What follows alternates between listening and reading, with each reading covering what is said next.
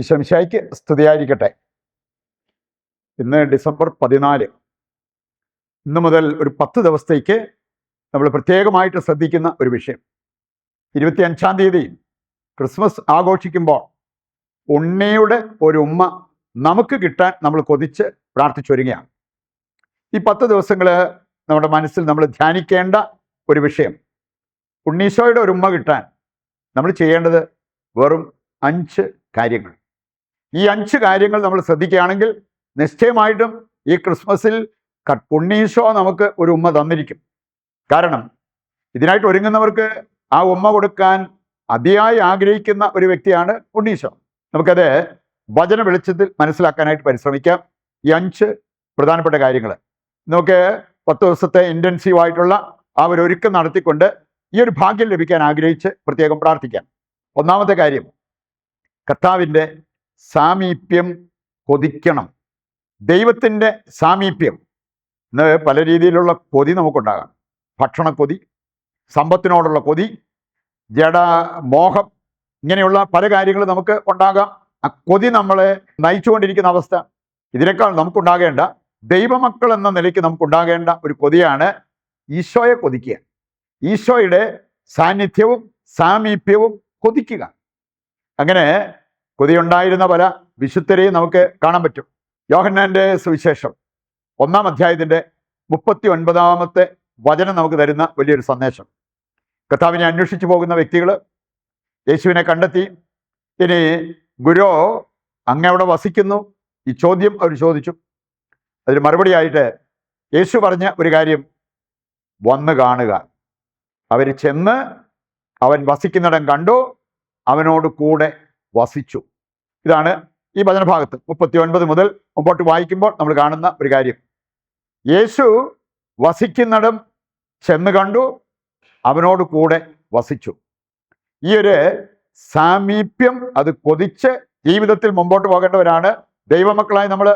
ഈ കൊതിയുണ്ടെങ്കിൽ ഉറപ്പായിട്ടും ഉണ്ണീശോയുടെ ആ ഒരു ഉമ്മ നമുക്ക് കിട്ടിയിരിക്കും.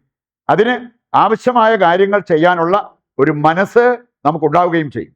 ലൂക്കായുടെ സുവിശേഷം 24-ാം അധ്യായം 29-ാമത്തെ വചനം എടുക്കുമ്പോൾ അവിടെ നമ്മൾ കാണുന്നുണ്ട്, ഉത്ഥാനം ചെയ്ത കർത്താവ് ശിഷ്യന്മാരോടൊപ്പം യാത്ര ചെയ്യുന്ന ഒരു രംഗം. അവരോട് സംസാരിച്ചു, വചനം വ്യാഖ്യാനിച്ചു, അവരുടെ ഹൃദയങ്ങൾ ജ്വലിച്ചു. ഇങ്ങനെയുള്ള കാര്യങ്ങളെല്ലാം ഈ അധ്യായത്തിൽ കാണാൻ പറ്റും. അതിനുശേഷം അവരെ വിട്ടുപോകാൻ അവർ ഭാവിച്ചു. അപ്പോൾ അവരാവശ്യപ്പെട്ട ഒരു കാര്യം, ഗുരു, ഞങ്ങളുടെ കൂടെ വന്ന് വസിക്കണം, ഞങ്ങളോടൊപ്പം വന്ന് വസിക്കണം. അവൻ ആ ഒരു ക്ഷണം സ്വീകരിച്ചു. അവരോടൊപ്പം താമസിക്കുകയും ഭക്ഷണം കഴിച്ചുകൊണ്ടിരുന്നപ്പോൾ അപ്പം എടുത്ത് ആശീർവദിച്ച് അവർക്ക് കൊടുത്തു. അവരുടെ കണ്ണുകൾ തുറക്കപ്പെട്ടു എന്ന് പറഞ്ഞിരിക്കുന്നത് ഈ അധ്യായത്തിൽ നമുക്ക് കാണാൻ പറ്റും. കർത്താവിൻ്റെ സാമീപ്യം കൊതിക്കുന്നവര് അവൻ്റെ ആ ഒരു സാന്നിധ്യം ഇഷ്ടപ്പെടുകയും അവനെ ജീവിതത്തിലേക്ക് ക്ഷണിക്കുകയും ചെയ്യും. നമ്മൾ അനുദിനം ബലിയർപ്പിക്കുന്നവരാണെങ്കിൽ ആ ബലിയിൽ സംഭവിക്കുന്ന എന്താണ്? കർത്താവിൻ്റെ ശക്തമായ സാന്നിധ്യം, കർത്താവിൻ്റെ സാമീപ്യം അവിടെ നമുക്ക് ലഭിക്കുകയാണ് ചെയ്യുക. നിയമാവർത്തന പുസ്തകം 4-7 വായിച്ചാൽ അവിടെ പറയപ്പെട്ടിരിക്കുന്ന ഒരു കാര്യമുണ്ട്. ദൈവം ഇത്രമാത്രം അടുത്തുള്ള മറ്റേതെങ്കിലും ഒരു ജനതയുണ്ടോ? എന്നിട്ട് അവരെക്കുറിച്ച് പറയപ്പെട്ടിരിക്കുന്നത് എന്താണ്? ശ്രേഷ്ഠ ജനത, ഭാഗ്യപ്പെട്ട ജനം. കാരണം അവർ വിളിക്കുമ്പോഴേ അടുത്ത് നിൽക്കുന്ന ദൈവം ആ വിളി കേൾക്കുന്നു, അവരുടെ പ്രാർത്ഥനയ്ക്ക് ഉത്തരം നൽകുന്നു. ഇങ്ങനെ ഒരു സാമീപ്യം, ദൈവ സാന്നിധ്യം നമുക്കൊക്കെ അനുഭവിച്ച് ജീവിക്കാനുള്ള സാധ്യതകൾ, മഹാഭാഗ്യം അത് നമ്മുടെ മുമ്പിലുണ്ട്. സങ്കീർത്തനം 16-11 വായിച്ചാൽ അവിടെ പറയപ്പെട്ടിരിക്കുന്ന ഒരു കാര്യം, കർത്താവിൻ്റെ സന്നിധിയിലാണ് ആനന്ദത്തിൻ്റെ പൂർണ്ണത. ദൈവ സാന്നിധ്യവും ദൈവ സാമീപ്യവും ആഗ്രഹിച്ച് ജീവിതത്തിൽ മുന്നോട്ട് പോകുന്നവർക്ക് ഈ ആനന്ദം അനുഭവിക്കാൻ പറ്റും. അതിൻ്റെ പൂർണ്ണത അവരുടെ ജീവിതത്തിൽ ഉണ്ടാകും. രണ്ടാമത്തെ കാര്യം, നമുക്ക് ഈ ഉണ്ണീശോയുടെ ഉമ്മ കിട്ടാൻ നമ്മൾ ചെയ്യേണ്ട രണ്ടാമത്തെ കാര്യം ഇതാണ്. നമ്മൾ ഉന്നതത്തിലെ കാര്യങ്ങൾ അന്വേഷിക്കുന്നവരായിട്ട് മാറണം. കൊളോസസ് 3-ാം അധ്യായം 2-ാമത്തെ വചനം വായിച്ചാൽ, നിങ്ങൾ ഈ ഭൂമിയിലുള്ള വസ്തുക്കൾ മാത്രം അന്വേഷിച്ച് നടക്കുന്നതിനേക്കാൾ ഉന്നതത്തിലെ കാര്യങ്ങൾ അന്വേഷിക്കുക. വേണമെങ്കിൽ നമുക്ക് ഈ ഭൂമിയിലെ ജീവിതം, ഈ ലോക ജീവിതം കുറച്ചുകൂടി എളുപ്പമാകാൻ വേണ്ടി അതിനു വേണ്ട പരിശ്രമത്തിൽ മുമ്പോട്ട് പോകാം. അതിനുവേണ്ടി മാത്രം പ്രാർത്ഥിച്ച് മുമ്പോട്ട് പോകാം. പക്ഷെ വചനം പറയാണ്, അതിനേക്കാൾ ഉന്നതത്തിലെ കാര്യങ്ങൾ അന്വേഷിക്കുന്നവരായിട്ട് മാറണം. അങ്ങനെയുള്ളവരാണ് ദൈവത്തെ അറിഞ്ഞവർ, ദൈവത്തെ സ്നേഹിക്കുന്നവർ, ആ ദൈവത്തോട് ഐക്യപ്പെട്ട് ജീവിക്കാനായിട്ട് പരിശ്രമിക്കുന്നവർ. ചില വചനങ്ങൾ ഇക്കാര്യം നമ്മളെ ഓർമ്മിപ്പിക്കുന്നുണ്ട്. യോഹന്നാൻ 4:10 വായിക്കുമ്പോൾ അവിടെ യേശു സമറിയാക്കാരി സ്ത്രീയോട് പറഞ്ഞൊരു കാര്യം, ഞാൻ ആരെന്നറിഞ്ഞിരുന്നെങ്കിൽ നീ എന്നോട് ജീവജലം ചോദിച്ചേനെ. കർത്താവ് ചോദിച്ചത് കുടിവെള്ളം. ഇനി നീ എന്തുകൊണ്ടാണ് സമറിയാക്കാരിയെ എന്നോട് ചോദിക്കുന്നത്? അതിന് മറുപടിയായിട്ട് കർത്താവ് പറഞ്ഞാണ്, ഞാൻ ആരെന്നറിഞ്ഞിരുന്നെങ്കിൽ നീ എന്നോട് ജീവജലം ചോദിച്ചേനെ. നമ്മളൊക്കെ ഈ കുടിവെള്ളത്തിന് വേണ്ടിയുള്ള പരക്കം പാച്ചിൽ നിർത്തിയിട്ട് ജീവജലം കൊതിക്കുന്നവരായിട്ട് മാറണം.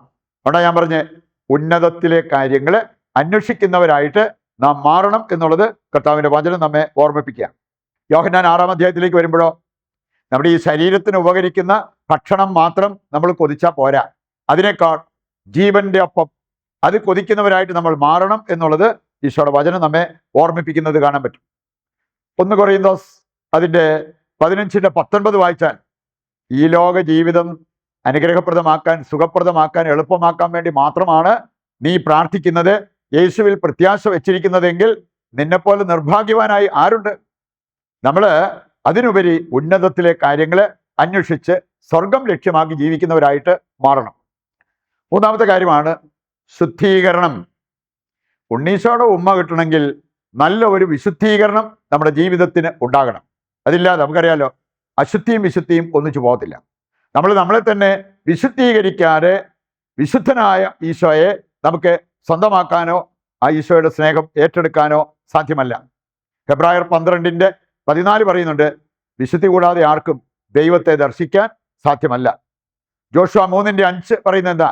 ഇന്ന് നിങ്ങളെ ശുദ്ധീകരിച്ചാൽ നാളെ ദൈവം നിങ്ങൾക്കായി അത്ഭുതം പ്രവർത്തിക്കും. പുറപ്പാട് 19:10 മുതൽ വായിച്ചാലോ, 2 ദിവസം നിങ്ങളെ ശുദ്ധീകരിക്കുക, 3-ാം ദിവസം സീനായ് മലയിൽ ഒരുമിച്ച് കൂടുക, ഞാൻ അവിടെ ഇറങ്ങി വന്ന് നിങ്ങൾക്ക് എന്നെ കാണാൻ പറ്റും. ഇതെല്ലാം സംഭവിക്കുന്നതായിട്ട് നമ്മൾ കാണുന്നുണ്ട്. 4-ാമത്തെ കാര്യമാണ് പ്രാർത്ഥന. നമ്മളിനി വരും ദിവസങ്ങളിലൊക്കെ നന്നായിട്ട് പ്രാർത്ഥിക്കണം. ഈ ക്രിസ്മസ് അങ്ങേയറ്റം ഒരു ദൈവാനുഭവമായി മാറാൻ, ഉണ്ണീശോ നമ്മുടെ ജീവിതത്തെ രൂപപ്പെടുത്തുന്ന ആ ഒരു അനുഭവം ഉണ്ടാകാൻ നമ്മൾ ആഗ്രഹിച്ച് പ്രാർത്ഥിക്കണം. വിശുദ്ധ അലോഷ്യസ് ഗൊൺസാഗ അദ്ദേഹം പറഞ്ഞൊരു കാര്യമുണ്ട്, ഞാൻ മനസ്സിലാക്കി എൻ്റെ ജീവിതം ഒരു വളഞ്ഞ ഇരുമ്പുപൊടി പോലെയാണ്, അതെനിക്കൊന്ന് നേരെയാക്കണം. ചെറിയ നോമ്പും വലിയ നോമ്പും ഒക്കെ നമ്മൾ പ്രയോജനപ്പെടുത്തേണ്ടത് ഇതിനു വേണ്ടിയാണ്.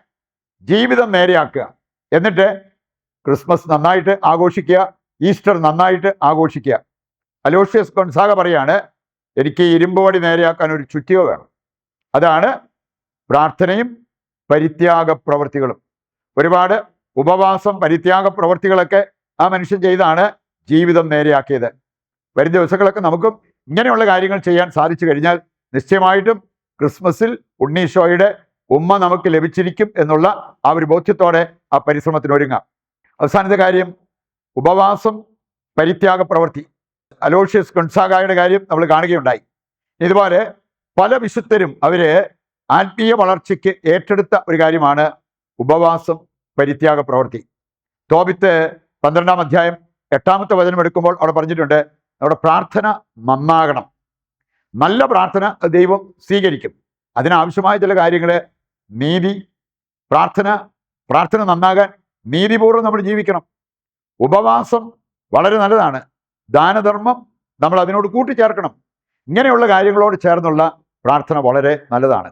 ഒരു ബോധ്യത്തോടുകൂടി നമ്മുടെ പ്രാർത്ഥനയെ ഒന്ന് വിശുദ്ധീകരിച്ചുയർത്തുവാൻ ആത്മീയമായിട്ട് ഒരു ജ്വലനം ആഗ്രഹിച്ചുകൊണ്ട് പ്രതിഷ്ഠാ ജപത്തിൽ പങ്കുചേർന്ന് നമുക്ക് പ്രാർത്ഥിക്കാം. ദൈവത്തിൻ്റെ വചനം ഹൃദയത്തിലേക്ക് ഏറ്റെടുത്തവരാണ് നമ്മൾ. ദിവ്യകാരുണ്യത്തിൻ്റെ ആശീർവാദത്തിനായിട്ട് നമ്മൾ പ്രാർത്ഥിച്ചൊരുങ്ങുന്നു. നിങ്ങളുടെ പ്രത്യേക നിയോഗങ്ങളെല്ലാം ഈ അൾത്താരയിൽ സമർപ്പിച്ച് ദൈവത്തിൻ്റെ അനുഗ്രഹത്തിനായിട്ട് യാചിക്കുക.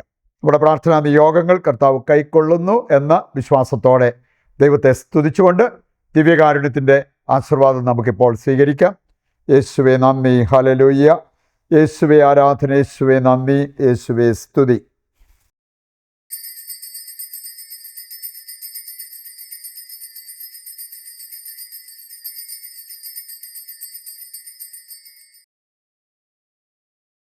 ഈശോ മിശിഹായ്ക്ക് സ്തുതിയായിരിക്കട്ടെ. മറ്റൊരു എപ്പിസോഡുമായി നാളെ വീണ്ടും നമുക്ക് ഒന്നിക്കാം. ദൈവം നിങ്ങളെ സമൃദ്ധമായി അനുഗ്രഹിക്കട്ടെ.